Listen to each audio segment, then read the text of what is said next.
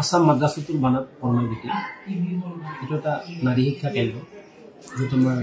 ছাত্ৰীয়ে শিক্ষা লাভ কৰে আৰু এই শিক্ষা অনুষ্ঠানত আপোনাৰ প্ৰায় ৯৫% ছাত্ৰী দুখীয়া তাৰ বহুতো এতিম ছোৱালীও আছে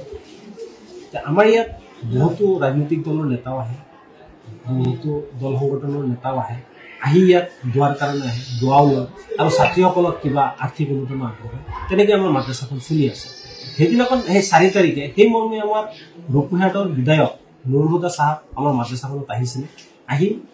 আমাৰ ছাত্ৰীসকলৰ মাজত মিঠাই বিতৰণ কৰিছিল আৰু মিঠাই বিতৰণ কৰি তেখেত ওলাই গৈ যিটো আমাৰ মাদ্ৰাছাৰ বাহিৰত